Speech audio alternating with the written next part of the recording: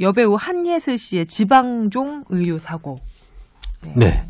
요거 발제를 임채선 원장님이 해주실 거죠? 네. 배우 한예슬 씨가 지방종 제거 수술을 받고, 그 수술에, 피부에 어떤 손상이 오면서 그 수술 부위 사이트를 첫 번째 사진에 한번 올렸었어요. 인스타그램에. 근데 근데 일반적인 지방종 절제술과는 다르게 상처가 여러 부위가 있었고, 원형도 있었고, 선도 있었고, 네. 그다음에 원래 수술한 상처 부위도 따로 있었어요. 잘 보죠. 나중에 위쪽에 보면 하얀색 스트랩을 붙여가지고 원래 수술한 부위가 있었고, 그 부위 말고 밑에 조직이 손상된 피부 조직이 보였죠. 그러면 총 3군데인 건가요?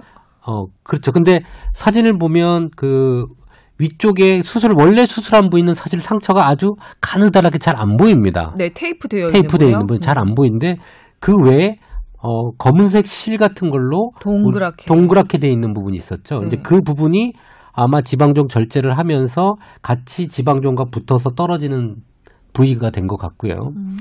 근데 그 이후에 두 번째 사진이 올라왔죠. 뼈가 보이고. 그게 진짜 뼈가 보이는 거 맞아요? 제목을 좀 그렇게 단 게 아닐까 싶어서. 그러니까 저도 한번 여쭤보고 싶었어요. 네. 정확히 그 하얀 부분이 보이긴 하는데 뼈인지 뼈 보여도 상관없어요. 예. 약간만 박리하면 뼈는 보입니다. 갈비뼈 이쪽은 다 그래요? 보입니다. 예. 워낙에 또 한예슬 씨가 좀 마른 분이어서 네. 그랬을 수도 있을 것 같고. 저는 이게 뼈가 아닌 것 같아요. 지금 저도 한번 보여주시겠어요? 그 동그란 중간에 이걸 뼈라고 생각을 하시는 것 같은데 이건 뼈가 아니라 아니면 요게 아닐까요? 이쪽에 있는 근육이랑 그래요? 인대 쪽의 부분인 것 같아요. 이럴 때 보이는 라디오처럼 좀 이 자료를 한번 보여드려 가면서 설명을 해드리면 훨씬 더 청취자 여러분께서 이해가 좀 도움을 받으실 수 있을 텐데 좀 안타깝긴 하네요. 그 가운데 보이는 뼈처럼 보이는 부분은 사실은 뼈라고 보이는 어렵고, 네. 저 직접 본 건 아니지만 뼈라고 보이는 어렵고, 우리가 조직을 붙이기 위해서 쓰는 조직이라든지 메시라든지 여러 가지 다른 의료 기기일 가능성도 있어요. 네, 그래서 우선은 전반적인 거는 뭐냐면 그의 핵심은 VIP 신드롬이죠. 수술을 조금 더 예쁘게 하기 위해서 절개 방식을 다른 방식으로 접근을 하다가 박리가 어려운 형태로 수술을 했고, 그렇게 하다 보니까 피부까지 같이 손상이 온 현재 케이스가 된 거고요. 네. 결국에는 그렇게 하고 나서 피부가 재생이 안 되기 때문에 지금 피부랑 이런 것들이 없어진 상태에서 또 두 번째 험한 사진이 올라왔었죠. 네. 예. 그래서 아마 피부 이식 및 이런 것들을 또 진행해야 될 상황이 아마 될 수도 있을 겁니다. 예. 이 한예슬 씨가 또 배우이다 보니까 이런 외모, 피부 이런 것에 대해서 더 다른 여러 환자들도 그렇겠지만 더 속상하실 것 같아서 그걸 감안하고 사진을 보니까 더 감정이입이 되는 것 같긴 하더라고요. 개인적으로도. 근데 보면은 그래도 수술을 하고 나서 깨끗하게 이렇게 상처가 아물면은 이렇게 사진에서 보는 것처럼 빨갛게 달아오르거나 이렇게 흔적이 심하진 않은데 염증 소견이나 당연히 감염 소견이 있는 것 같긴 하지만 살성도 안 좋으신 것 같다는 생각도 들긴 하거든요. 살성이 뭔가요? 그러니까 뭔가 치료를 하고 수술을 하거나 이렇게 시술을 했을 때 잘 아무는 사람이 있고요. 피부가? 예.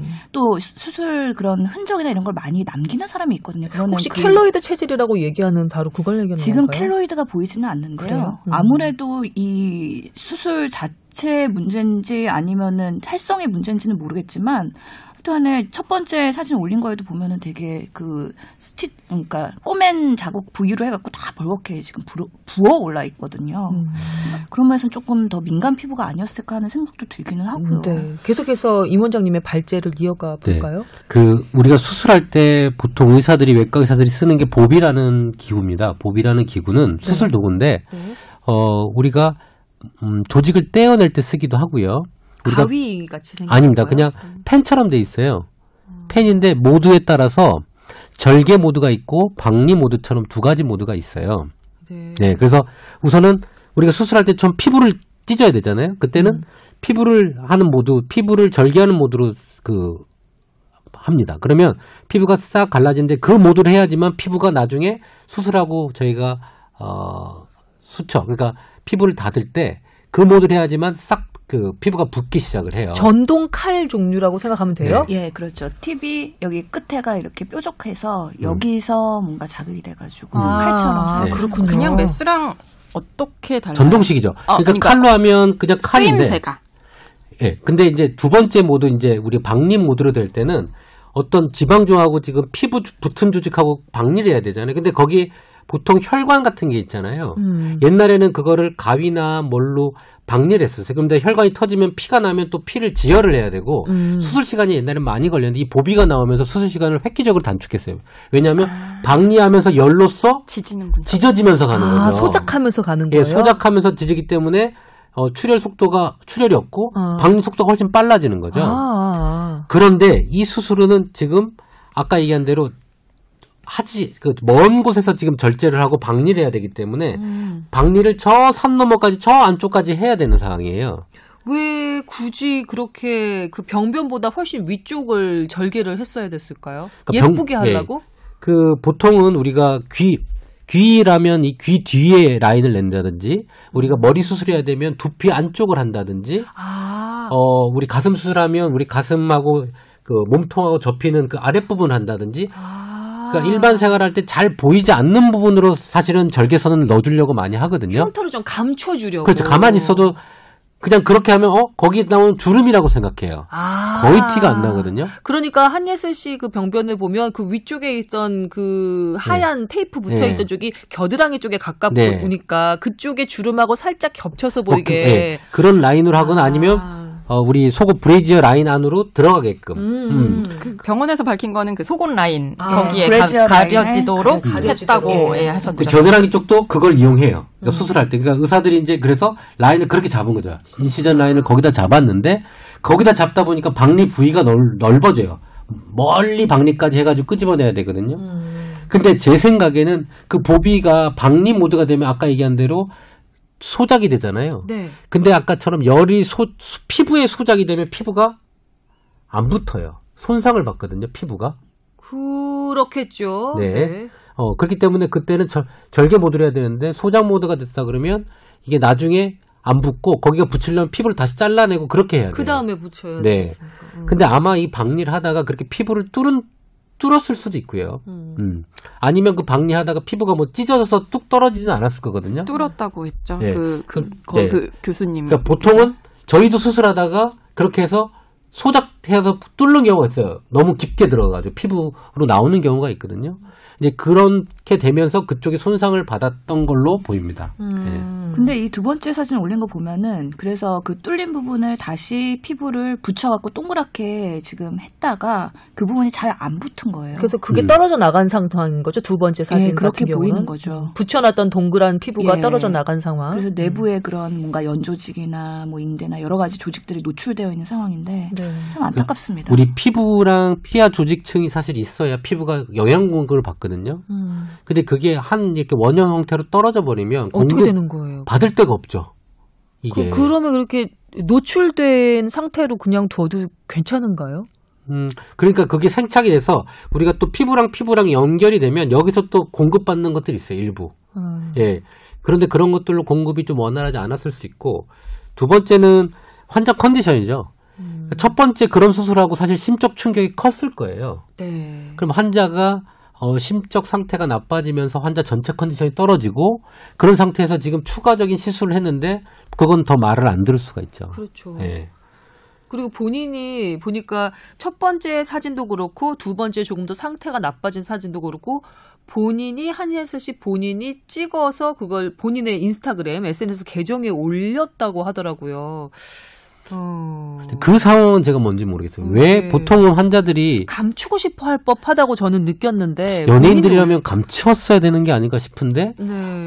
이거는 뭐 병원 측에 너무 억울했던지 아니면 지금 네. 그 판단을 그쪽으로 아예 이제 좀 이렇게 좀 자기 생각이 이렇게 좀 몰려갔던지 그랬던가 봐요. 추측컨대 짐작컨대 정신적으로 너무 속상을 했다. 너무 속상하죠. 이거 왜냐하면 일반인의 사실은 어떤 공인이니까 이게 여러 가지 보이는 부분이 있는 사람인데 이게 이렇게 됐기 때문에 상당히 좀 충격을 좀 받을 수 있을 것 같아요, 개인으로. 그 첫 번째 올린 그 내용을 보면은 그럼에도 불구하고 사과를 받지 못했고 사과를 받아도 너무 속상할 것 같아서 그게 해결이 안 될 것 같다라고 본인이 썼잖아요. 그만큼 억울함과 뭔가 이런 불합리함에 대해서 세상에 알리고 싶었던 것 같아요. 두 번째 인스타그램 그 계정 올리기 전에 그 해당 의사의 사과가 있지 않았나요? 근데 그렇죠. 사과를 받은 후에도 또 다시 더 악화된 상태의 그 환부 사진을 올린 것을 보면 글쎄요, 사과를 받아서 마음이 진정됐다기보다는 오히려 더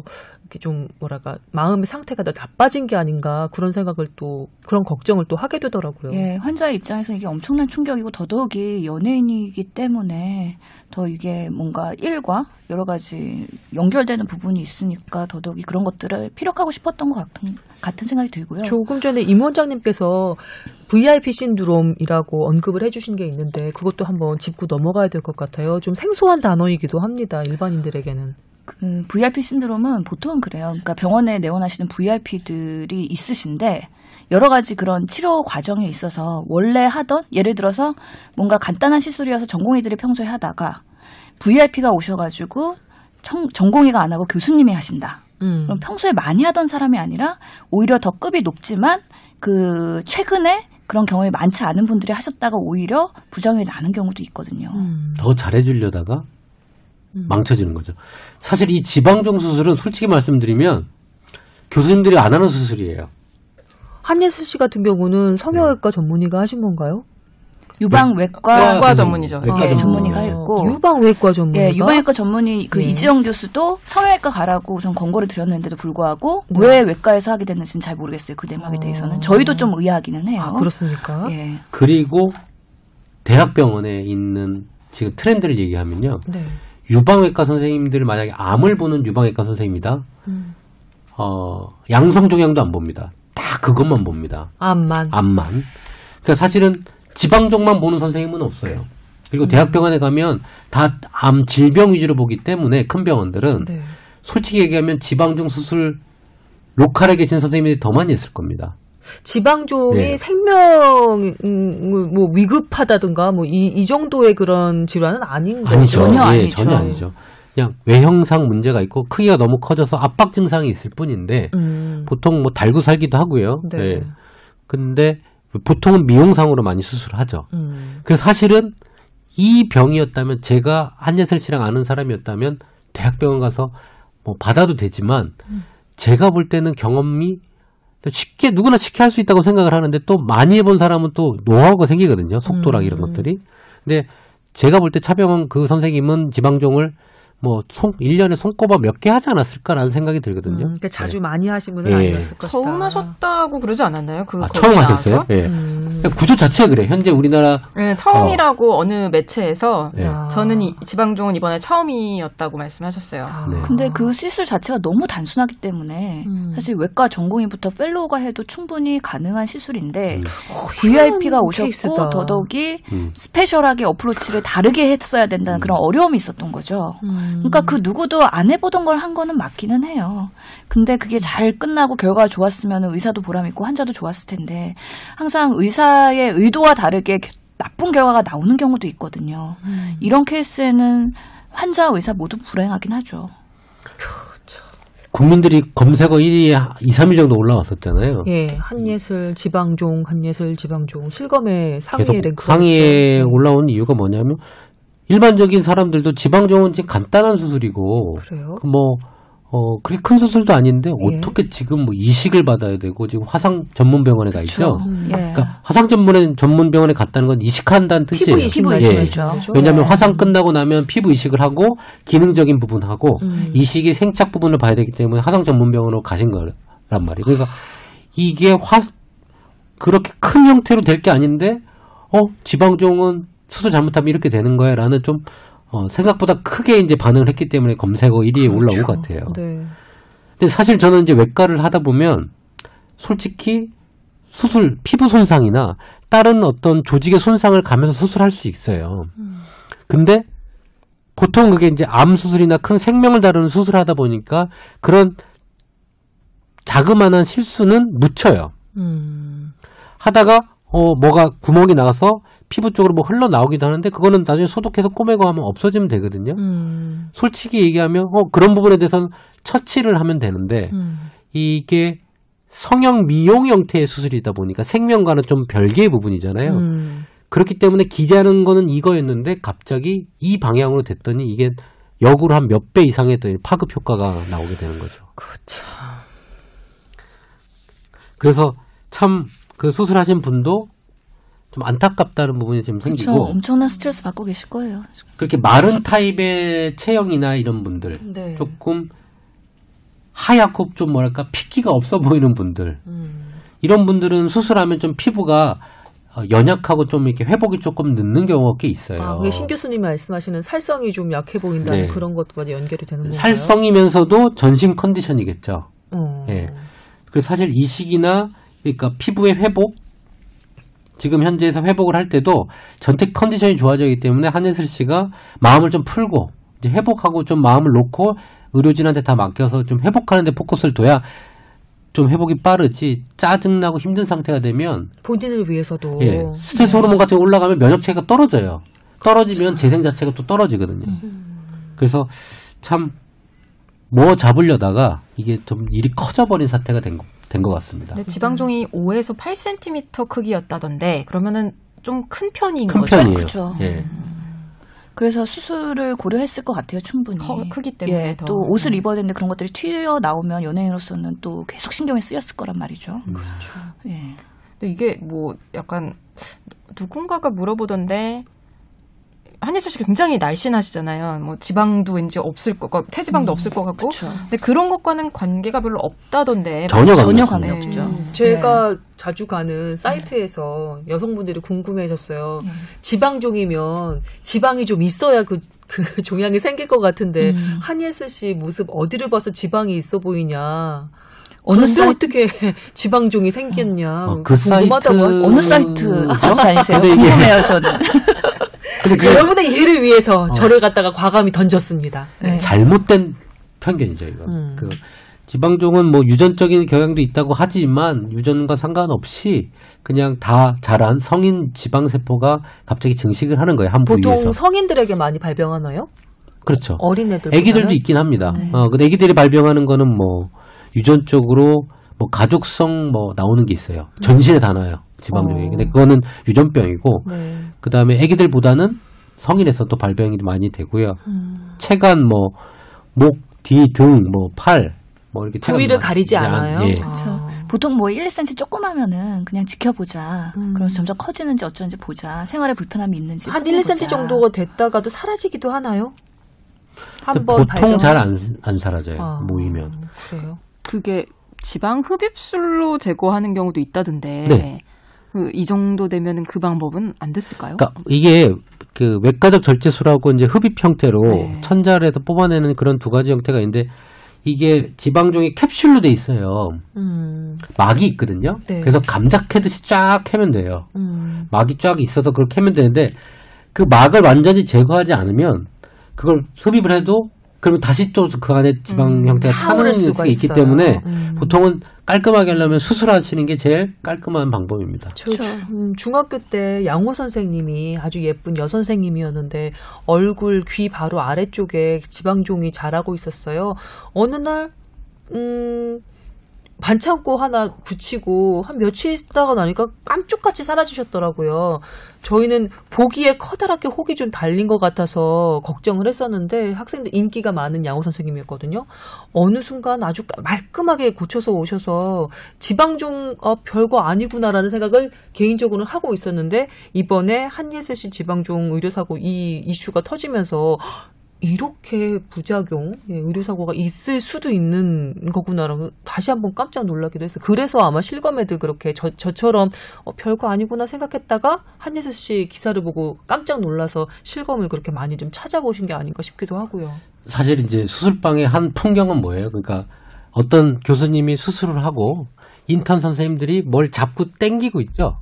그 혹시 못 보셨어요? 이렇게 들어와가지고 뭘 땡겨서 보여주고 닦아주고 뭐 이렇게 도와주잖아요. 네. 근데 한 어떤 그 인턴 선생님 같은 경우에는 어떤 필드를 보여주기 위해서 땡겨야 돼요. 이게 집도하는 의사가 그 수술 부위가 잘 보일 수 있도록 넓게 벌려줘야 되는 그런 게 있거든요. 네. 필드를 확보하기 위해서, 잘 보기 위해서 그렇게 하는 거예요. 네.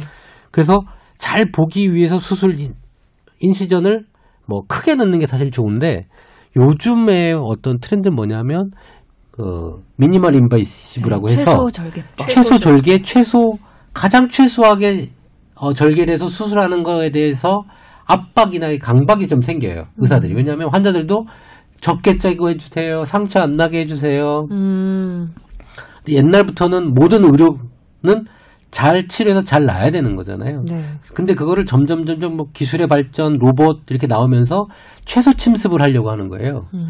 그러다 보니까 그 트렌드가 지금 최소 침습 트렌드가 전 세계적으로 있는데 그걸 따라가는 어떤 한 가지 병폐가 된 거죠. 병을 직접적으로 보고 치료에 포커스를 뒀다면 사실은 적당하게 확보를 하고 사실 해야 되는 게 맞는데 이거는 필드, 방리하는 부분이 잘 안 보였던 게 핵심이었던 것 같아요. 질문 있습니다. 만약에 그냥 이렇게 옆으로 그러니까 속옷 안으로 이 흉터를 안 보이게 하기 위해서 이렇게 들어가는 게 아니라 그냥 그 부위를 바로 절개를 해서 했다면 한 흉터가 얼마 정도 남았을까요? 보통 이게 조금 물렁물렁해가지고 10cm짜리 정도라고 하면요. 네, 지금 10cm를 잘라야 나오는 게 아니에요, 보통. 더 잘라. 반 정도? 한 5cm 정도. 5cm나 한 6cm 정도만 잘라도 박리를 이렇게 열고 잘 박리해가지고 쭉 뽑아낼 수가 있거든요. 그러니까 최소한 이게 아까 주머니 이렇게 꺼내듯이. 아까 6에서 8cm 정도, 10cm 정도 5cm 정도 했던 거. 5에서 8. 그럼 적어도 한 3, 4cm 정도만 했어도 뭐 그건 크기에 따라서 나중에 조금 더 열면 되니까 그 정도 크기면 3, 4cm 한 요 정도거든요. 4cm 요 정도 수술만 했으면 됐는데 이게 요렇게 하고 저쪽으로 들어가다 보니까 이쪽이 문제가 되면서 뭐 네. 병변보다 좀 몇 센치 떨어진 다른 쪽에 이렇게 우회로를 뚫으라고. 근데 또 워낙 이제 대단한 배우니까 그쵸. 네, 3cm면은 그쵸. 사진 결코 찍는데. 작은 흉터는 네, 아니겠네요. 신경 계속 쓰이겠죠. 정말 고민 많이 했겠네요. 임 원장님께서 조금 전에 화상 전문 병원으로 피부 이식을 고려해서 옮겼다고 그렇게 말씀하셨잖아요. 그러면 피부 이식을 한다면은 한예슬 씨의 다른 부위에 있는 피부를 떼다가 붙이는 그런 수술이라고 생각해도 되는 건가요? 네. 근데 제가 알기로는요. 아닌가요? 그 지방종 덩어리 떼면서 피부까지 같이 잘려 나간 거예요. 그래서 그 지방종을 덮고 있던 피부를 다시 떼서 살려야 돼.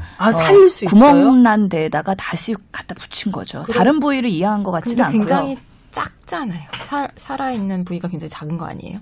그래서 보니까 이렇게 염증이나 그런 빨갛게 부어오른 게 이게 상처가 잘 아무를 것 같지 않다라는 조금 불길한 느낌이 들기는 했었어요. 새 피부가 아니라 그렇게 떼어난 피부를 재사용할 수 있는 거예요. 그렇죠. 그러니까 화상 전문 병원에는 이식을 전문으로 항상 하기 때문에 그렇게 떼어낸 피부를 살리는 기술이 있어요. 유지하고. 그렇군요. 그리고 붙여서 생착시키는 확률이 높기 때문에 그쪽으로 가신 건 잘한 것 같아요. 그리고 요즘에 성형외과, 대학병원의 성형외과에서 피부 이식은 큰 거 아니면 화상 전문 병원이 사실은 하고 나서 성형까지 같이 해주거든요. 그러다 보니까 뭐 그쪽으로 가신 건 좋은 선택인 것 같아요. 성형까지도 같이 제가 해주는 혹시 아는 병원이 아닐까 생각은 좀 드는데 몇 군데 안 이니셜 되죠? 아세요? B로 시작하나요? 거기겠죠. 저도 H? 알아보지 못했습니다. 근데 그래. 왠지 H는 너무 멀지 않나요? 저쪽이겠죠? 그래요? 하여튼 뭐 H 쪽하고 뭐 몇 분들이 잘하시는 분들이 계세요. 아마 그분한테 가시면 어떨까 생각을 하고 있습니다. 네. 그래도 워낙에 의료 사고나 이런 의료에 대한 요즘에 세간의 이슈가 많아서 그런지 이번에 차병원이 정말 빠르게 대응했다는 생각이 들어요. 이례적으로 그 주치의가 방송에 나와서 그렇게 설명을 하고 그거에 대해서 인정을 하고 사과를 한 것도 조금은 달라진 트렌드가 아닌가 싶기는 해요. 잘했어요. 이거. 그런데 예. 또 그것 때문에 역으로 또 그것 때문에 이제 한예슬 씨 같은 정도 되는 유명인이니까 연예인이기 가능했다. 때문에 이렇게 빠르게 대처한 거 아니냐 그걸 갖고 또 이제 말이 있고요. 이제 그것 때문에 조금 취재를 했는데 환자단체 연합회 같은 데서는 이게 근데 특혜가 아니다. 특혜가 아니라 사실은 당연히 이렇게 병원에서 해줘야 하는 건데 오히려 그동안 다른 그 일반인 환자분들이 제대로 그런 사과도 받지 못하고. 못했다. 사과도 받지 못하고 그랬다. 라고 또 생각을 하시더라고요. 그렇죠. 안 했을 때 더 큰 문제가 생겼을 겁니다. 그래서 한 거는 잘한 거라고 생각해요. 네. 예. 그 수술 방법을 얘기했잖아요. 그 유튜브 그쪽 동영상 채널에 나와서 교수님이 이렇게 박리하다가 이렇게 어려운 부분이 있었고 그 어려운 부분 때문에 이렇게 해서 사고가 났다. 사실 그렇게 설명을 차근차근 하기엔 뉴스는 어려워요, 사실은. 짧은 시간에 말하기는 어렵기 때문에 차라리 그런 채널에서 상세하게 얘기를 하고 사람들이 그걸 접하고 그럴 수 있겠구나라고 인식을 해서 어떤 차병원에 대한 불만 사항이 조금 줄게끔 한 행동은 병원 입장에서는 좀 선제적으로 잘하는 행동이라고 좀 보이는데 네. 이제 뭐 또 세간에 또 여러 가지 얘기하는 분들이 좀 계시죠. 그것 때문에 속보인다라든지. 근데 저는 그건 잘했다고 생각을 합니다. 네. 어차피 한예슬 씨가 먼저 공개를 한 거기 때문에 그거에 대해서 바로 대응을 잘 하신 것 같아요.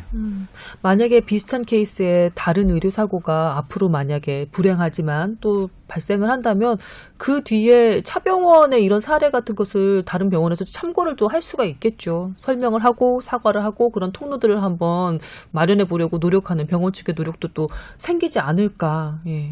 그렇게만 되면 이번 사건이 진짜 한예슬 씨에겐 너무나 안타까운 일인데 한예슬 씨가 되게 중요한 역할을 해주게 되는 거겠죠. 만약 그렇게만 잘 진행이 된다면. 그래서 앞으로도 이런 사고들이 안 생길 수가 없거든요. 의사들이 의도하지 않고 선의로 했지만 네. 결과가 나쁘게 나올 수도 있는 거거든요.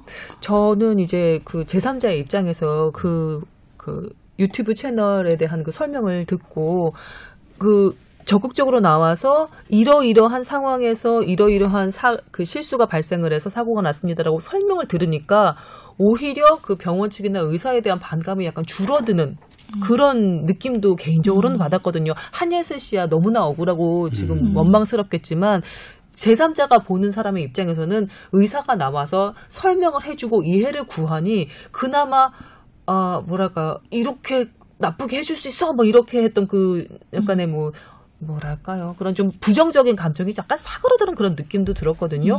요걸 나중에 그 병원 측이나 아니면 의료사고가 생겼을 때 어떤 그 좀 무마하는 해결하는 그런 방법에서 좀 글쎄 참고를 해볼 만하지 않을까 이런 제 마음을 이런 저 같은 마음을 갖게 되신 분이 좀 더 많지 않을까라는 생각이 들어요. 그래서 요즘에 얘기되는 게 의료사고가 났을 때 의사가 쏘리라고 얘기했을 때 그게 잘못을 인정하게 돼서 나중에 의료소송에서 불리하게 작용할 거라는 그런 것 때문에 쏘리라는 얘기를 별로 안 하잖아요. 우리나라에서는.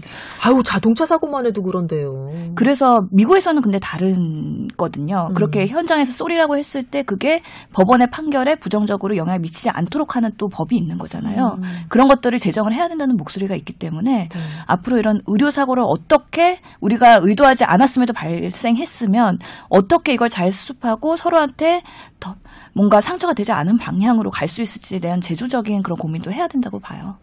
의사가 의료사고에 직면했을 때 아주 방어적으로 그렇게 처리하지 않고도 일을 좀 부드럽게 해결할 수 있는 그런 방편이 생겨야 될 것 같아요. 일단 방어적으로 나서서 사과 안 하고 그다음에 그 환자 그 가족들을 피하고 이렇게 되면은 서로 감정적으로 격해져서 더 안 좋은 쪽으로 일을 틀어버리게 되는 경우가 많이 생기지 않을까라는 생각이 들거든요. 그래서 지금 3기 그 의료기관 인증 제도 이제 3기가 오는 10월이죠? 10월부터 네. 시작이 되는데 거기에서 원래 처음에 넣으려고 했던 게 뭐 환자가 사망하거나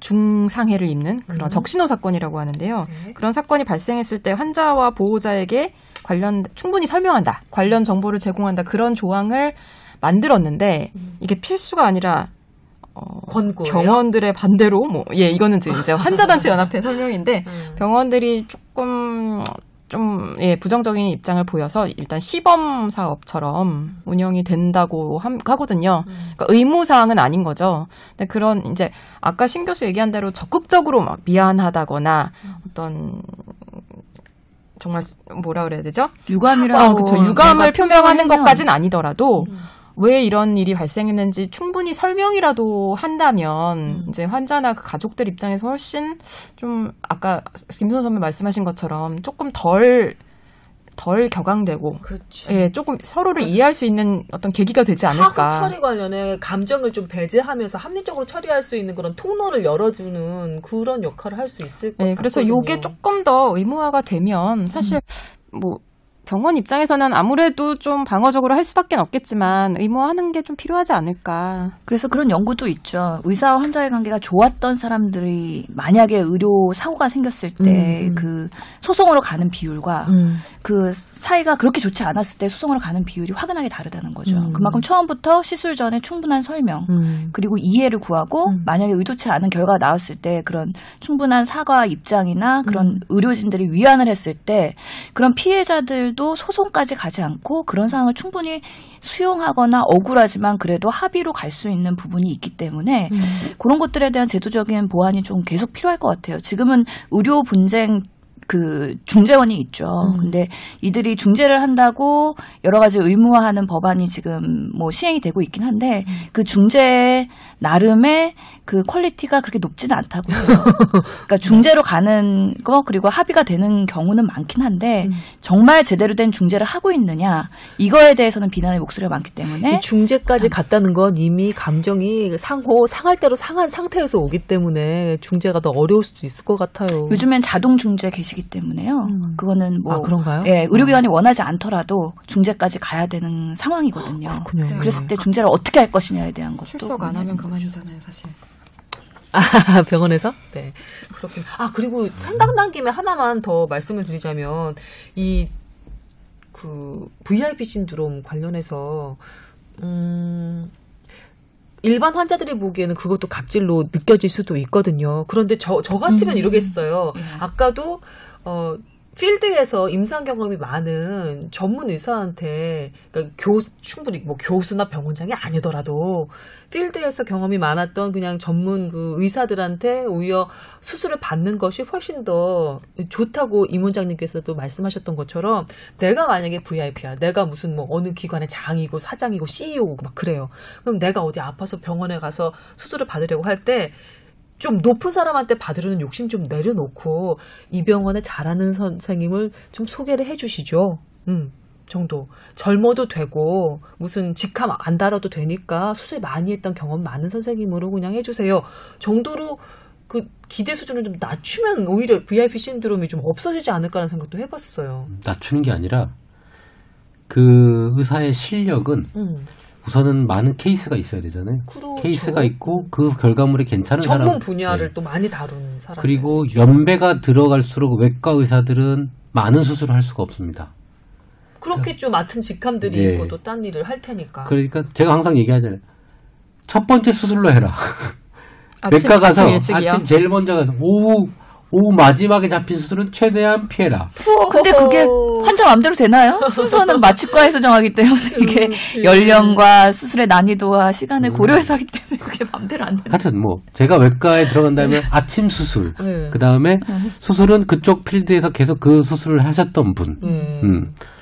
그렇게 선택을 하고 과장님, 국장님 뭐 이런 거 있잖아요. 다 필요 없습니다. 다 필요 없다. 병원장님 거 다 필요 없습니다. 병원장님은 좀 퍼뜨려 주세요. 그런 거 다 필요 없다. 아니야, 근데 나름 이게 저는 또 다르게 생각하는 게 의료기관에서 과장님 환자와 일개 그냥 뭐 펠로우가 입원시킨 환자랑의 대우가 달라요. 우선순위가 많이 밀려요. 그러니까 펠로우 이런 하이라키를 어떻게 할 수가 없어. 아니, 그러니까 조교수 급에서 해도 충분하다. 그리고 워낙 유명한 사람들은 바빠요. 수술이 오래 다 잡혀 있거든요. 제가 아시는 그 족부 관절 그분도 뭐 3개월 수술이 잡혀 있어요. 정말요? 3개월. 네. 그분이요? 네, 그분. 왜요? 왜 절망하세요? 아는 분이에요? 아니에요. 모르죠. 아는 분인지 모르는 분인지. 근데 3개월. 그래서 그분의 뭔가 수술을 부탁을 하려면 빈 시간이라든지 뭘 응급을 하든지 이런 형태로 해야 되거든요. 그거는 김영란법이랑 관련 없는 거죠? 그런 식으로. 예. 김영란법은 뭐 받은 게 없으면 되는 거 아니에요? 아니요, 김영란법은 그걸로 인해 갖고 딴 사람이 밀리거나 피해가면 이건 문제가 있는 거죠. 밀리는 거 없이 그게 응급이니까. 그게 특혜인 거니까. 그렇죠. 그런 분들처럼 계속 수술을 하면서 뭐 보직도 있으시겠죠. 그런 분들은 높으신 분이니까. 근데 그런 걸 참 열심히 하는 사람이면 상관이 없는데 진짜 높은 사람은 솔직히 말하면 필드를 좀 떠나는 경우가 많습니다. 아까 신 교수님이 말씀하셨던 대로. 네, 그 필드를 너무 높으신 분들은 저는 약간 배제하시고 중간급의 수술 많이 하시는 분한테 가시면 좋고 이번에 화상센터로 가신 거는 정말 좋은 선택인 것 같아요. 그거는 맞습니다. 충분히 알아보고 간 것 같습니다. 네. 지금 상황에서 제일 맞는 치료예요. VIP 신드롬을 걱정하실 만한 VIP가 저희 뽀얀거탑을 많이 들어주시겠죠? 이런 팁을 지금 전해드리고 있는데. 그러니까 필요 없는 정보가 될. 아니죠. 저희 청취자들은 다 한 분 한 분 VIP시니까. 저희 VVIP로 모시고 있습니다. 너무 아무나 대잔치다. 아니요, 진짜 저는 오늘 아니 괜찮아요. 너무 제정신이 아니에요. 우리 주연이가 평소에 안 하던 말도 하고 좀 읍소도 하고 그런다. 왜냐하면 지금 조금 있으면 번아웃 증후군 이게 생겨. 저희 오늘 환자분 하나하나를 다 내 가족이라고 생각하고서는 치료를 하고 있거든요. 그래서 모든 분들이 다 VIP가 맞아요. 네. 이제 환자분들의 요구 사항들이 꽤 있어요. 상처를 이렇게 해달라. 그다음에 뭘 더 어떻게 해달라. 뭐 수술은 이제 뭐 항문 관련된 대장암 중에 직장암 수술하게 되면 사실은 항문이 없어지게 되면 우리가 옆에 항문 주머니를 차야 되잖아요. 그런데 자기는 절대로 그걸 달 수가 없어지면 무조건 치료가 되든 안 되든 항문을 살려달라. 뭘 해서 이거는 살려달라. 뭐 이렇게 해서 요구사항을 하는데 사실은 그걸 듣고 나서 의사들도 고민에 빠지죠.